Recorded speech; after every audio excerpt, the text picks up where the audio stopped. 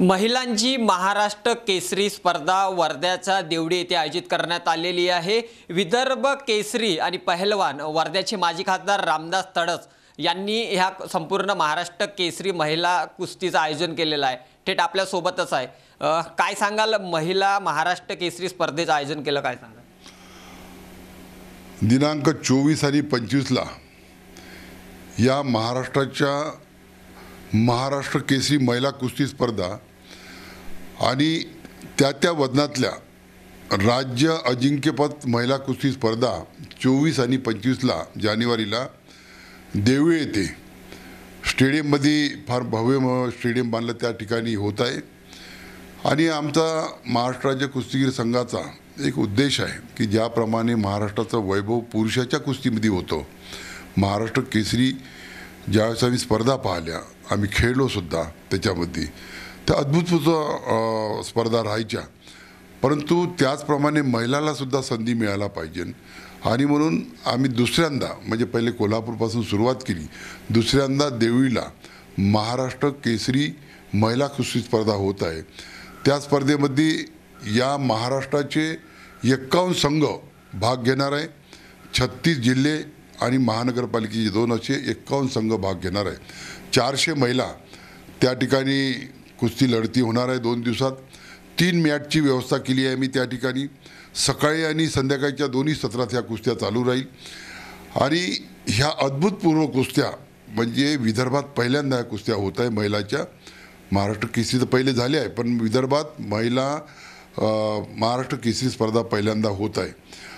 आणि याचा मागचा आमचा उद्देश आहे की महिलांनी सुद्धा यामध्ये पुढाकार घ्यावा महाराष्ट्राच्या। कारण आजपर्यंत जे पदक मारले ते पुरुष गटात पदक मारले, परंतु आज अनेक महिला समोर आल्या आणि यावर्षी महाराष्ट्र राज्य कुस्तीगीर संघाच्या माध्यमातून ज्या आम्ही स्पर्धक महिला पाठवल्या 13 पदकं आपल्याला इंटरनॅशनलमध्ये मिळाले। अशी आम्ही एक महाराष्ट्र राज्य कुस्तीगीर संघाला एक राजाश्रय या महाराष्ट्राचे मुख्यमंत्री देवेंद्रजी फडणवीस यांच्या माध्यमातून मिळाले।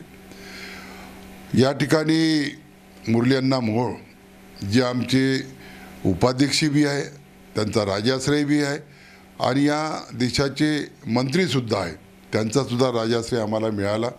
कारण त्यांच्या आजोबांनी ह्या कुस्ती स्पर्धा चालू केल्या होत्या मामासाहेब मोहोळनी।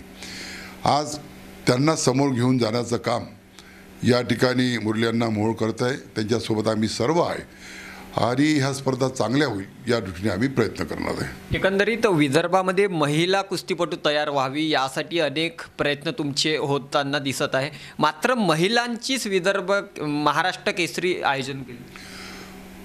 आता आपण अमरावतीला पाहतो, आमचे संजय तिरथकार आहे, विदर्भ केसरी प्राध्यापक बी आहे, त्यांच्या माध्यमातून अमरावतीला इंटरनॅशनल 3 महिला समोर येत आहे। त्याचप्रमाणे नागपूरला सुद्धा आहे। आणि मी असं ठरवलं की जे आम्ही स्टेडियम बांधलं, ज्याला विदर्भ केसरी रामदास तडस असं नाव दिलं त्या नगरपालिकेनं, त्या स्टेडियममध्ये एक कॅम्प घेऊन जवळजवळ ट्रेनिंग आणि त्या ठिकाणी महिला असो पुरुष असो यांच्या राहण्याची व्यवस्था, त्यांची प्रशिक्षणाची व्यवस्था त्या ठिकाणी करण्यात ठरवलं की ज्या माध्यमातून ह्या विदर्भाचा मल्लसुद्धा तयार होईल। तुम्ही पहिलवान देखील आहेत, सोबत राजकारण देखील होते, अशातच महिलांना प्रशिक्षण देण्यात नेमकं काय नियोजन केलेलं आहे? आम्ही महिलांना प्रशिक्षण देताना खेलो इंडियाच्या माध्यमातून कोच बनवणार आहे। त्यांना थोडं मानधन मिळते आणि काही खर्च आम्ही ज्या कंपनी आहे CSR फंड राहते त्यांच्या माध्यमातून आम्ही करणार आहे। आणि जवळजवळ चांगल्या महिला तयार व्हाव्या, चांगले कुस्तीपटू तयार व्हाव्या म्हणून या दृष्टीने प्रयत्न करत आहे।